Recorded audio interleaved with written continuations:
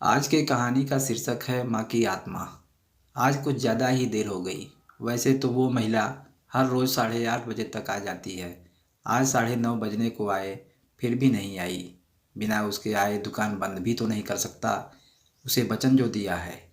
क्या नाम था उसका? इतने दिनों में उसका नाम भी नहीं पूछा मैंने। ये सब बातें उस रमेश के दिमाग में चल रही थी। कुछ दिनों पहले ही तो उसने ये डेयरी शुरू की थी।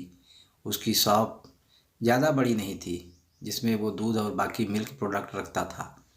उद्घाटन के दिन ही पहली ग्राहक बन एक महिला उसके शॉप पर आई थी।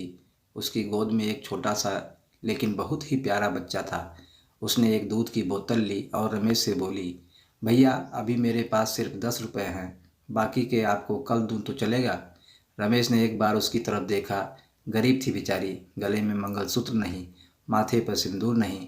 शायद पति मर गया होगा बेचारी का। रमेश ने अंदाज़ा लगाया। पुरानी मैली साड़ी को कई जगह रफू किया हुआ था।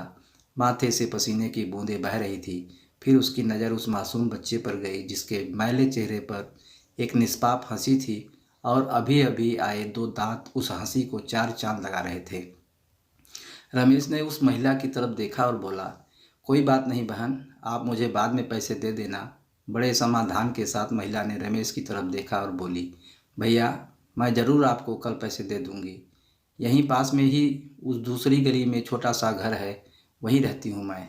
रमेश मुस्कुराते हुए बोला, कोई बात नहीं बहन, कल पैसे ना हो तो भी चलेगा। जब आपके पास होंगे तब दे देना। फिर वह महिला वहाँ से चली गई। अगले दिन वह महिला पैसे लेकर डेयरी पर आई और पैसे रमेश को देने लगी। रमेश ने पैसे लेने से मना किया और बोला, नहीं बहन, मैं यह पैसे नहीं ले सकता, क्योंकि कल आपने मेरी बोहनी की थी और कल मुझे 2,000 का फ़ायदा हुआ। आप मेरे लिए बहुत लकी साबित हुई, इसलिए यह पैसे मैं नहीं ले सकता। रमेश की कही इस बात से उस महिला को बहुत ज़्यादा खुशी हुई, क्योंकि इतने सालों बाद किसी ने पहली बार उसको लकी कहा था। वरना पति के मौत के बाद तो उसके ससुराल वालों ने उसे पनौती कहकर घर से ही निकाल दिया था। भैया रात को कितने बजे तक आपकी यह शॉप खुली रहती है? महिला ने रमेश से पूछा। 8 बजे बंद कर देता हूँ बहन, रमेश ने कहा। रमेश का जवाब सुनकर महिला का चेहरा उदास हो गया। रमेश को यह समझते देर नहीं लगी। उसने पूछा, कोई समस्या है बहन? अपने बच्चे और अपना पेट पालने के लिए मैं 2 घरों में झाड़ू बर्तन का काम करती हूँ। यह सब काम करके रात को 8:30 बजे घर लौट पाती हूँ। तब तक यहाँ आसपास के सभी दुकानें बंद हो जाते हैं और लाचारी से मुझे अपने बच्चे को भूखे पेट ही भला फुसला कर सुलाना पड़ता है। वह बोल नहीं सकता ना, उसी का फ़ायदा उठाती हूँ। कहते हुए उस महिला का गला भर आया। महिला की बातें सुन रमेश को बहुत बुरा लगा। फिर वह बोला, आप चिंता मत कीजिए बहन, बिना आपको दूध की बोतल दिए यह शॉप बंद नहीं होगी, लेकिन मेरी एक शर्त है। अपने आंसू पोंछते हुए महिला ने रमेश की ओर देखा और पूछा, क्या शर्त है? रमेश बोला, आप मुझे दूध के पैसे नहीं देगी। यह सुन उस महिला की आंखें फिर छलक गई, लेकिन इस बार आंसू दुख के नहीं खुशी के थे। उसे ऐसा लग रहा था जैसे इंसान के रूप में भगवान उसकी मदद करने आ गए हों। उस दिन से हर दिन 8:30 बजे को डेयरी पर आकर दूध की बोतल लेकर जाती।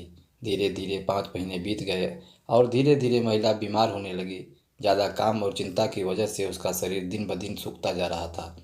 ऐसे ही एक दिन रमेश अपने दुकान का सारा काम खत्म कर महिला के आने का इंतज़ार कर रहा था। 9:30 बजे को महिला आई। आज उसका चेहरा कुछ ज़्यादा ही बेजान नज़र आ रहा था। बीमारी के कारण आंखों के नीचे काले घेरे और ज़्यादा बढ़े हुए नजर आ रहे थे। रमेश ने तुरंत फ्रिज खोलकर दूध की बोतल निकाल उसे दी। फ्रिज बंद करने के लिए रमेश मुड़ते हुए बोला कि बहन, आज कुछ ज़्यादा ही देर कर दी। वो घूमा, तब तक वो महिला दूध की बोतल लेकर जा चुकी थी। उसने सोचा आज ज़्यादा देर हो गई, इसलिए वो जल्दी चली गई होगी। बेचारी का बच्चा रोता होगा भूख से। रमेश ने दुकान बंद की और घर चला गया। अगले दिन ठीक 8 बजे वो महिला शॉप पर आई और आकर बिना कुछ बोले खड़ी हो गई। हमेशा की तरह रमेश ने उसे दूध की बोतल दी। कोई चीज़ नीचे गिरी तो उसे उठाने के लिए रमेश नीचे झुका। वो चीज़ उठाई और सामने देखा तो महिला वहाँ नहीं थी। रमेश को आज पता नहीं क्यों उस महिला में काफ़ी बदलाव नज़र आया था। उसे वो बड़ी कमज़ोर सी नज़र आई। अगले दिन फिर 8 बजे वो महिला उसके शॉप पर आई। आज रमेश ने उसका चेहरा बड़े गौर से देखा। उसका चेहरा सफ़ेद पड़ चुका था, मानो उसके चेहरे का तेज कब का जा चुका हो। उसने सोचा, बेचारी गरीब महिला करे भी तो क्या, ना किसी का सहारा, ना अच्छी आमदनी, ज़रूर पैसों की कमी की वजह से बीमार होते हुए भी दवाई नहीं कराई होगी। रमेश जल्दी से अपनी शॉप बंद कर अपने घर गया। घर जाकर उसने ये सारी बात अपनी पत्नी को बताई। उसकी पत्नी भी उसकी ही तरह भले स्वभाव की थी। उसे भी उस महिला की परिस्थिति पर दुख हुआ। वो रमेश से बोली, ऐसा करते हैं, कल उस महिला के घर चलते हैं और उसे किसी अच्छे डॉक्टर को दिखाते हैं। रमेश को अपनी पत्नी की बात सुन उस पर गर्व हुआ, क्योंकि उसके विचार भी उसी की तरह दूसरों के प्रति परोपकार के थे। अगले दिन सुबह दोनों उस महिला के घर जाने को रवाना हुए। रमेश को उसका पता ठीक से याद था। जब वे उस छोटी सी गली में पहुंचे, तब वहां एक छोटा सा मकान था, जिसके आसपास दूर तक और किसी का घर नहीं था। जैसे जैसे वे उस मकान की तरफ बढ़ते जा रहे थे, वहाँ एक बदबू तेज होती जा रही थी। दोनों उस मकान तक पहुँचे और दरवाज़ा खटखटाया ही था कि वो खुल गया और वो बदबू असहनीय रूप से बढ़ गई।